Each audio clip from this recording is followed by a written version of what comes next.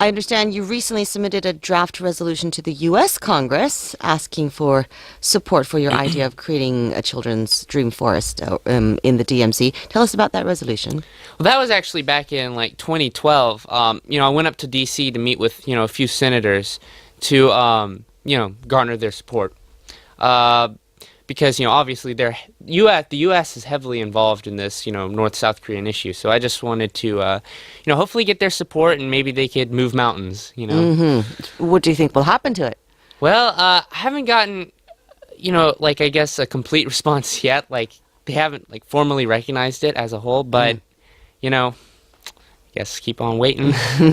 What benefits do you think we can expect from creating such a park in the demilitarized zone? Well, the whole goal of it is, for children from the both sides who have never met and have been separated for over 60 years now, to hopefully meet. And I guess, it would really facilitate the healing of wounds between the two countries and maybe speed up, the peace process. To talk a little bit about your background, you were born in Korea but moved to the U.S. with your family. You now live in Mississippi. How'd you become interested in the North Korea issue? Well, again, Kim Dae-jung was really the core inspiration. He was the main impetus for this. So, and also, me being half Korean, my dad would have, the Korean stations on all the time, back in the States. And so I would hear about the latest news, stuff like that. And I also remember, as a child, seeing a National Geographic article on, the DMZ, and I was like, wait, I didn't know North and South Korea were two different countries. That was really, really stuck with me, You started working for this cause at a very young age. Did your parents have any influence on this, or? Well, besides, helping me out, get from place to place, they've really helped me in that regard. But, the main inspiration from, my environmental work, which was, I guess, the beginnings of I See Hope and all that, it came after watching a documentary about glacier meltdown and, environmental destruction. And so... Well, your endeavors started way, way before, though, right? With the cartoons. 2007, the that Go was Green Man, right? What's happened to the Green Man? It's been kind of put on hiatus, I guess you could say. I kind of phased it out in 2009, in order to focus on Icy. That was when you were 10 years old. Yeah. A precocious 10-year-old, I must say, interested in environmental issues, drawing cartoons about it. Yeah.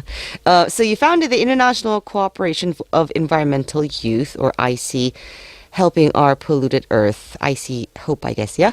Tell us about that organization. Well, yeah, the name's actually been shortened to I See Hope, like ISEE. Hope, I see. make more sense. Oh, okay. But, basically it's a youth humanitarian environmental group where we try to help people and the environment at the same time. I guess it's my hope, that in the future, we can become a lot bigger so we can go to other countries like Africa, maybe plant fruit trees there to help feed people, stuff like that. But, right now our main projects are in Korea and locally in Mississippi. Like, what are you doing locally and in Korea? Yeah. Well, first of all, locally in Mississippi, we have this project called Hope Shop, where we take in donated items and give them out to people that need them. It's kind of a recycling project. But in Korea, the main project here is International Children's Peace Day, which we just had on March 21st, just like a week ago. Okay, so you plan special events around special days, yeah. Yeah. How many members do you have?